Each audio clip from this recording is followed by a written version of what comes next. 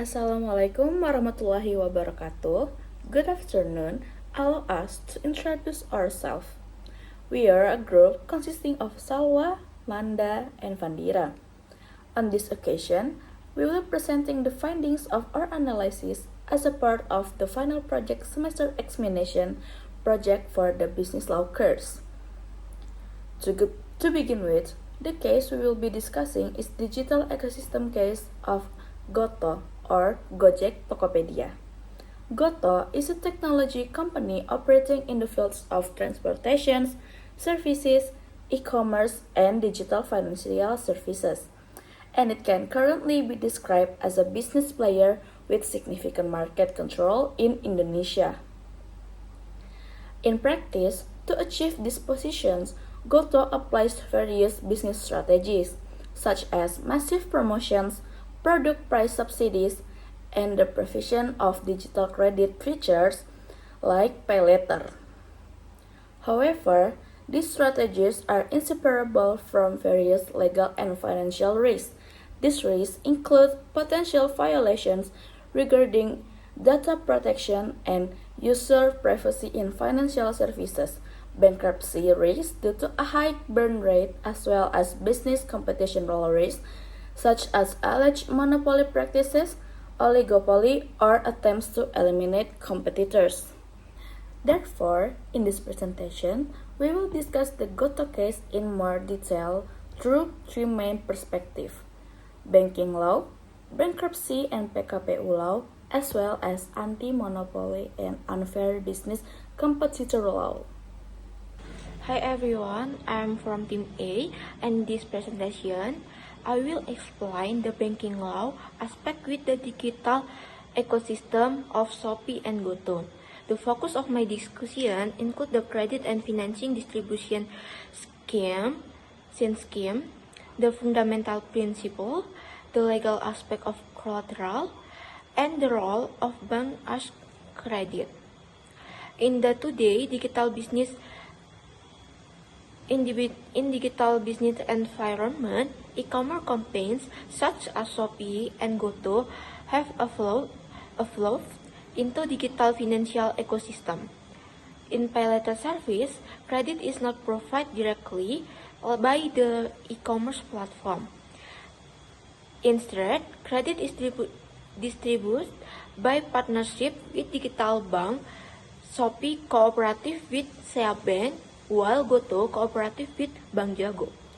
From a legal perspective, this bank act as official creditors, meaning the credit risk and legal responsibility remain with the bank. Meanwhile, the platform provide user transaction data to support creditworthiness assessment. In fundamental principle, although the credit process is conducted digital, banks are still required to apply the prudential principle under Indonesia Bank Law and regulation issued by the Financial Service Authority or OJK. The principle aims to maintain the stability of the banking system through credit analysis, risk management, and customer data protection. The use of transaction data must also comply with bank security and personal data protection regulation. From the perspective of collateral, pay later services are classified as unsecured loans. The means borrowed are not required to provide physical collateral such as land or vehicles. As a result, unsecured loans involve high credit risks. Therefore, banks mitigate risk through credit limits, shorter loan tenure, and continuous monitoring of repayment behavior. If financial distress or increased default risk occurs, bank as creditor may conduct credit restructuring. Credit restructuring may include payment rescheduling, tenor extension, or interest rate adjustment. The extension aims to maintain asset quality and ensure the stability of the banking sector. From a management perspective, Integration between e-commerce platform and digital bank enhance financial inclusion, credit business growth, opportunities. However, management must ensure the technology innovation remains aligned with banking regulation and the fundamental principle. In solution, banks play a crucial role in ensuring that digital credit operators safely and legality. This concludes the explain from Team A, and the presentation will now be continued by Team B. Hello, my name is Amanda Nadia Wijaya. I'm from Team B. So, I will be analyzing go-to position through the lens of insolvency and bankrupt law. In the tech industry, we often hear the term burn rate.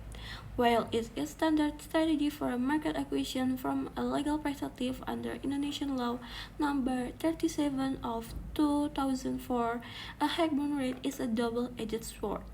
A company doesn't need to be completely broke to be declared bankrupt.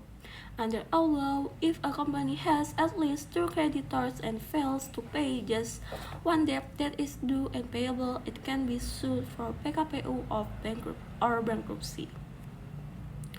We have seen go-to conduct mass lays off recently.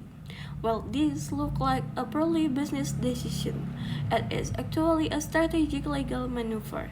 By cutting operational costs, management is trying to avoid state of actual insolvency. If they fail to do this, their cash flow will be freeze. They risk being sued for PKPU by vendors or partners. A PKPU status is dangerous because it damages the company reputation and can lead to a total loss of control if the departuring plan is rejected by the creditors. Now what happened to the little guy if a giant like GoTo will be false? Under the bankruptcy law, sellers with a pending balance and consumers with GoPay credits are classified as concurrent creditors. This means they are at the bottom of the priority list. They only get paid after the tax office, employees, and secure creditors, like bank, receive their share. In most cases, there is very little left for the concerned creditors. Therefore, maintaining the going concern or the business continuity of the ecosystem is not just a final financial goal, but a legal necessity to protect a million of users. Lastly, let's talk about the victim of a potential bankruptcy. If GoTo were to be liquidated, where do the sellers and consumers stand? Legally, they are in a very weak position. In the hierarchy of creditors, they are classified as concerned creditors. Unlike preferred creditors, the tax office and employees are secure creditors. Concerned creditors are at the very bottom of the list. And if the assets are sold, the money goes to the government and the bank first. In many digital company liquidation, there is zero recovery for the user. This is why the integration with Bank Jago, which my college mentioned, is so risky. A failure in the e-commerce arm could lead to a legal domino effect that frees the funds of millions of ordinary people. And my conclusion is GoTo survival depends on its ability to turn from growth at all costs to legal solvency. Shows that while they are currently avoiding bankruptcy through aggressive efficiency, the legal margin for error remains rather thin. To protect the ecosystem, the management must ensure that not a single debt to their partners goes unpaid. Thank you. We will now proceed to the anti-monopoly section. In this part, I will discuss GoTo's market position, analyze allegations of predatory pricing, and examine oligopoly practices in Indonesia's e-commerce industry. First, regarding market structure, the Indonesian e-commerce industry is not dominated by Goto alone. Instead, it is controlled by three major platforms: Shopee, Tokopedia under Goto, and TikTok Shop or Lazada, commonly referred to as the Big Three. This indicates an oligopoly market structure, where a small number of firms hold significant market power. According to a 2025 survey by the Indonesian Internet Service Provider Association, Shopee leads with an asset share of 53%, followed by TikTok Shop at 27%, while Tokopedia records 9.5%. Although Tokopedia market share is smaller, Goto holds a strategic position due to its integration with Gojek and digital financial services.